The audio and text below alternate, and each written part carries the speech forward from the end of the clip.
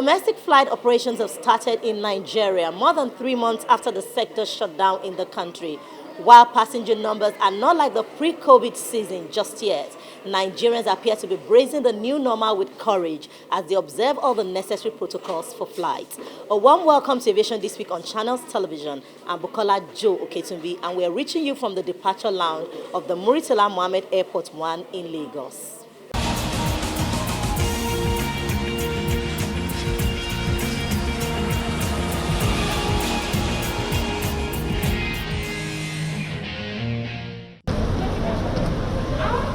With the restriction of lockdown across continents lifted and many countries opening up their borders, restarting the aviation industry is key, ensuring that it's not a meaningful vector for the spread of COVID-19 is of great importance. Successfully restarting air passenger travel while restoring confidence in the safety of air travel are vital element to enabling the global economy recover from the pandemic. In normal times, aviation delivers $2.7 trillion in global GDP contribution, and more than a third of global trade by value moves by air. Starting off in the Dominican Republic, the Caribbean country opened up on July 1 with the arrival of flights from the United States. 16 flights landed at Santo Domingo's Las Americas International Airport, and 16 also departed. Some 600 departures by 15 airlines are expected during the month of July from Las Americas. After 4 very difficult months and much uncertainty, we'll be officially starting our commercial activities for everyone at Aerodrome, as well as all our partners and the airport community. This is a significant moment, and we've been waiting a long time to be able to once again do what we like to do, receiving and seeing off our passengers. This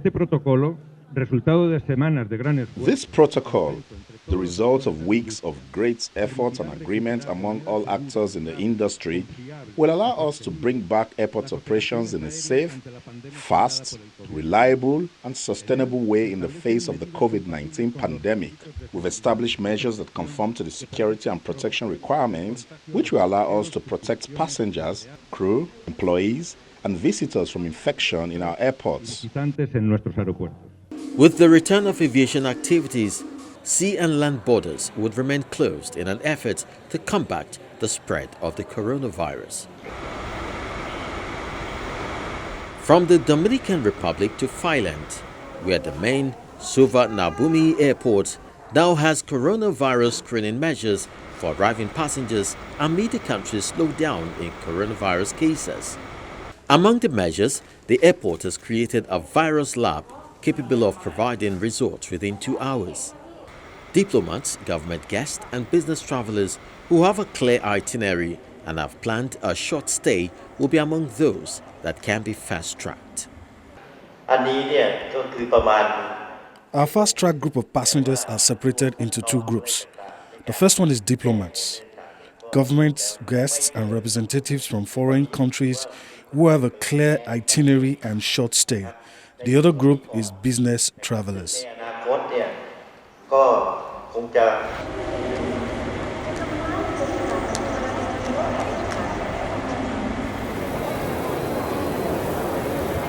Portugal is next. This time, it's a rescue mission as government announced it has sealed a final deal with private shareholders of alien flag carrier TAP to take a controlling stake in the airline while avoiding nationalization. TAP é demasiado importante para o país. TAP is too important for the country, for the national economy, for the employment of the Portuguese, for us to accept the risk of letting such a company fall. The damage to the country will far outweigh the effort that we will all have to make. According to the government, the state will increase its stake in TAP to 72.5% from the current 50%, with Portuguese entrepreneur Humberto Pedrosa remaining a shareholder, holding 22.5% of the airline. The carrier have reported a first quarter net loss of €395 million.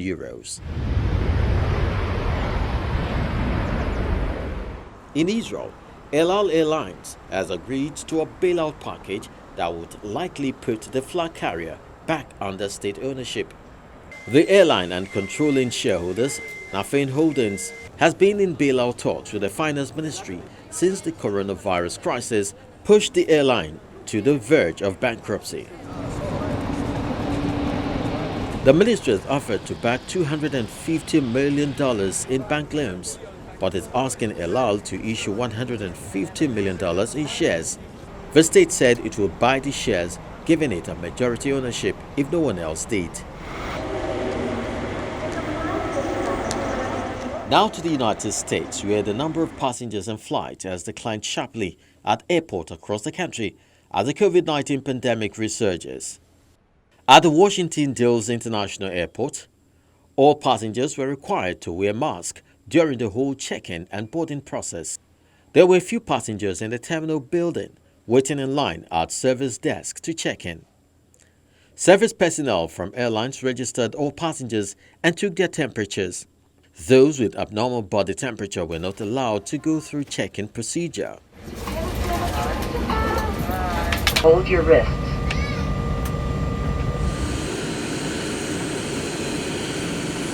Here in Nigeria, airlines are around to rigid processes for passenger facilitations. An aircraft undergo disinfection with substances not injurious to health. It is not injurious to passengers.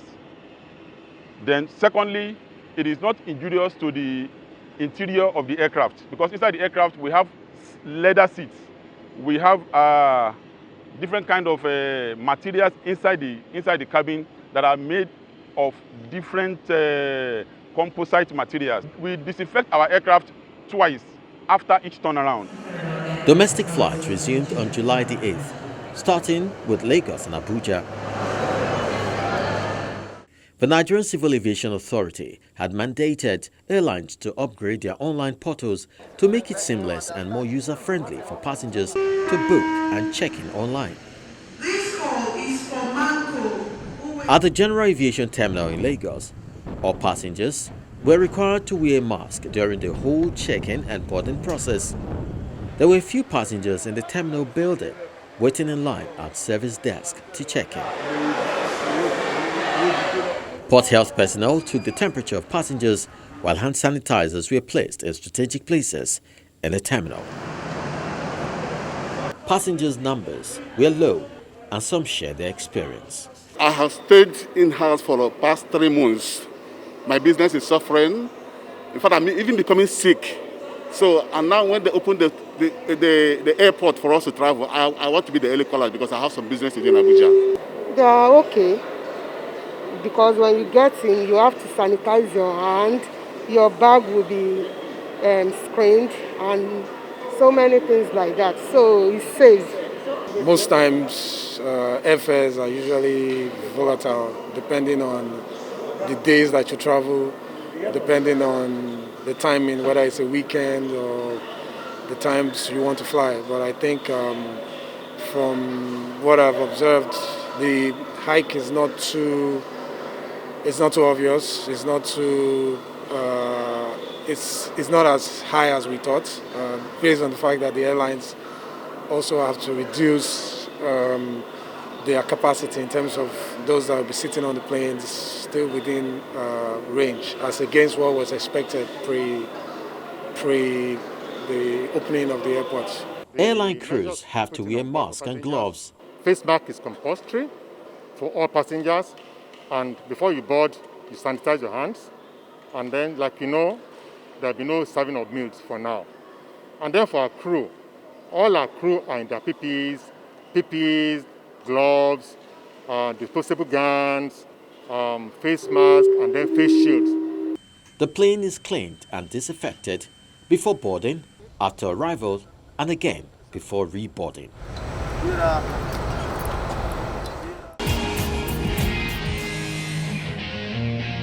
On our interview segment, the aviation minister, Mr. Hadi Sirika, makes a case for the safety of the aircraft cabin. He was speaking at the Presidential Task Force on COVID-19 briefing in the capital, Abuja.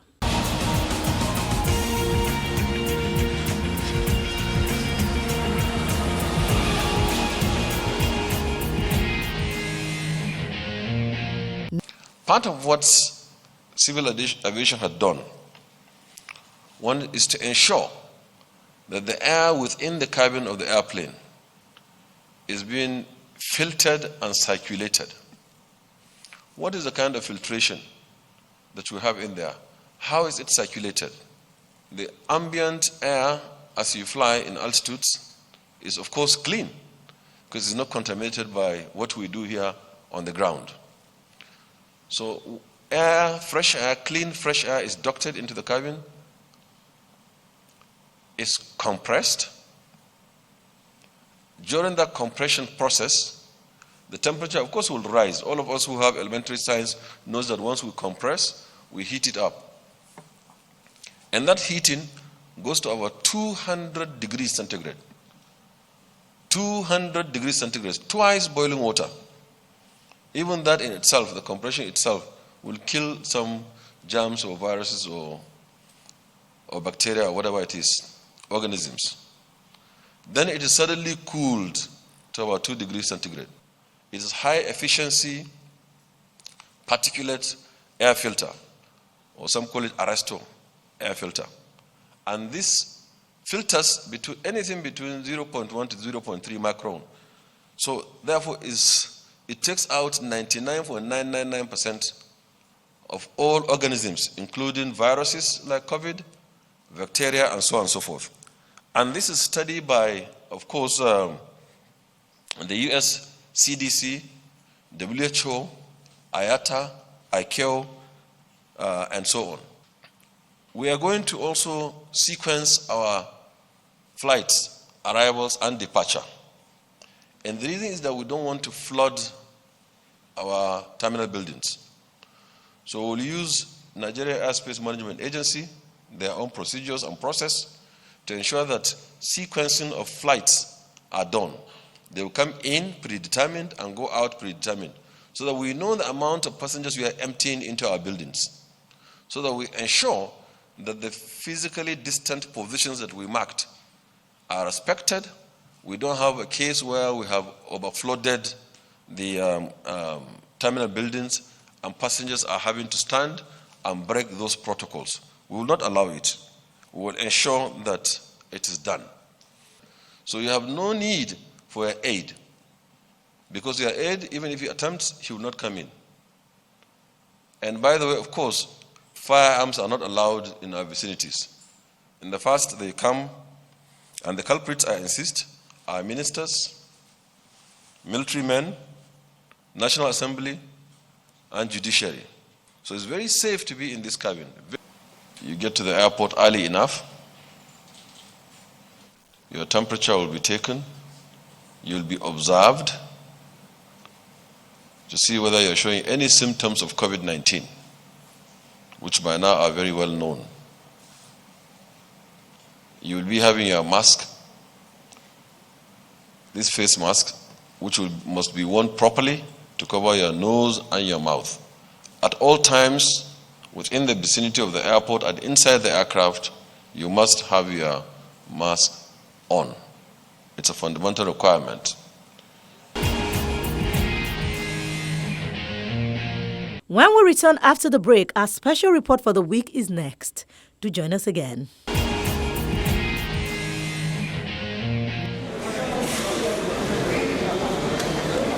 Air Côte d'Ivoire is confident it will soon recoup its losses quickly now that internal flights in the country have resumed, plus a government injection of $24 million to keep it afloat.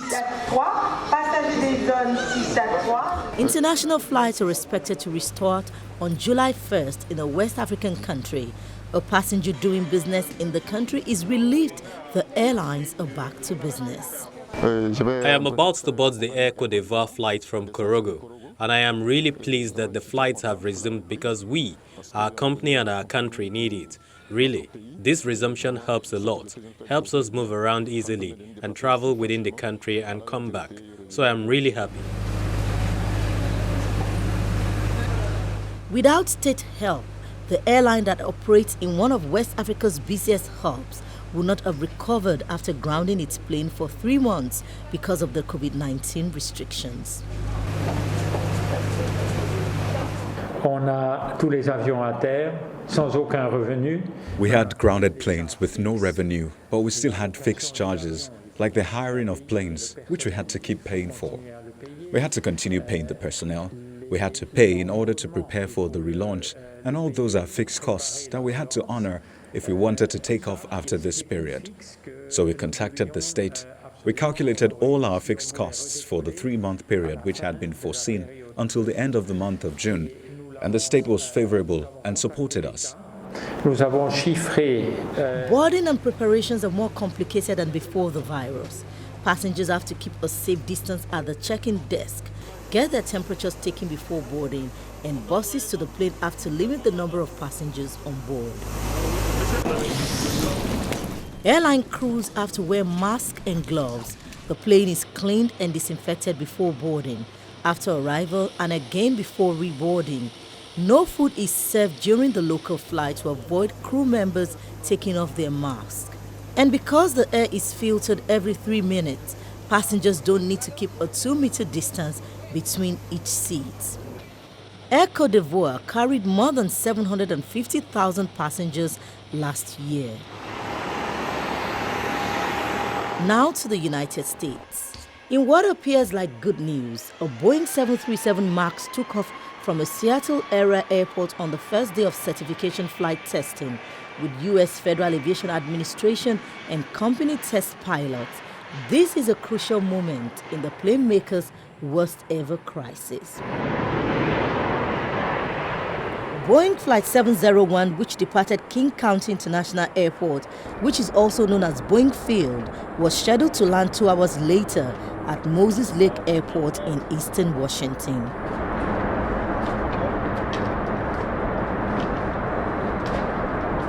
If the 737 MAX gains FAA approval to return to commercial service, this is not likely to happen until September due to ongoing reviews.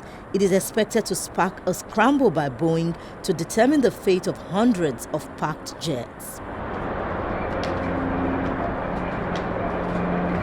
Deliveries to airlines were frozen after the jet safety ban in March 2019, following the second of 2 fatal crashes that together killed 346 people.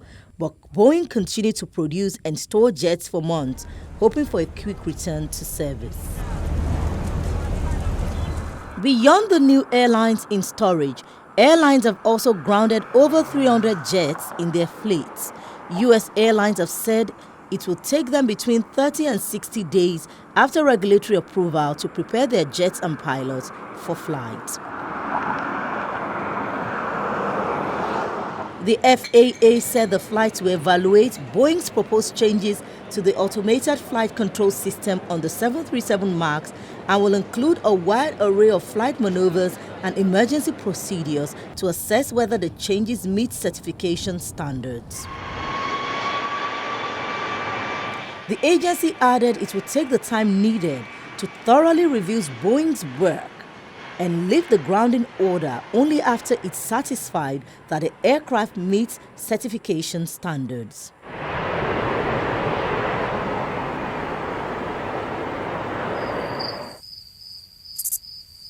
In Slovenia, Pipistrel's Velis Electro has been awarded certification by the European Union Aviation Safety Agency for its 2-seat fully electric aircraft. It's the world's first fully electric, battery-powered aircraft to secure the certificate, and it's also an important step in the aviation industry for emission-free aviation. The light 2-seat aircraft has a cruising speed of 171 kilometers per hour and a maximum speed of 181 kilometers per hour. There is no noise or exhaust during the flight, but the battery only keeps it in the air for about an hour. The company has pioneered electric propulsion aircraft powered by batteries, hydrogen or a hybrid of the two, and other aircrafts. And the next stop is France, where Air France has bid farewell to its A380 Super Jumbo with a final flight from Charles de Gaulle Airport near Paris. Dozens of people gathered outside the airport to witness the Air France jet take off one last time before landing back at the airport late in the day. Faced with weak sales of the four-engine Big Bird, beaten on efficiency by smaller jets like the Airbus A350 and Boeing 787, Airbus announced a halt to production of the huge plane last year. Airbus still has record orders for smaller jets, but the A380 is winding down just as Europe's aerospace capital faces wider job pressures due to the coronavirus crisis. A plane fan watched wistfully as the aircraft lifted for takeoff. C'est un adieu. Donc un adieu, forcément, il y a de l'émotion. It's an adieu, and with an adieu there's always emotion. As I've said a while ago, there's the historic aspect, and personally it's a dream that will never come true, riding A380 plane. That's how it is. That's life. It's the circumstances. There's a bit of everything. It's the end of a chapter for the country, for the company, for all of us, and it's a bit hard. Pour nous tous, quoi, en fait, voilà. Donc c'est un petit peu, ouais.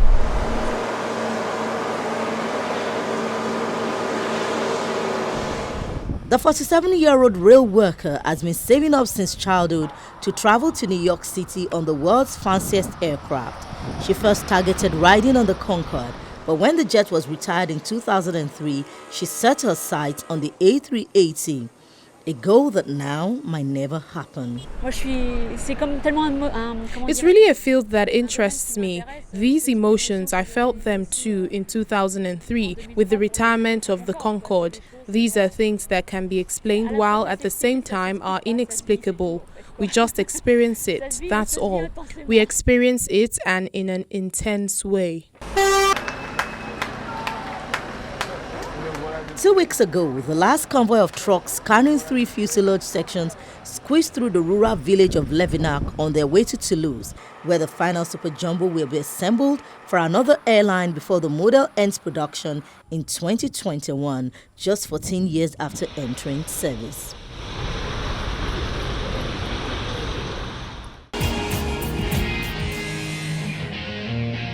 And this is where we call it a day on the program. Thank you so much for watching. I'm Bukola Joe Ketumbi. Do stay safe.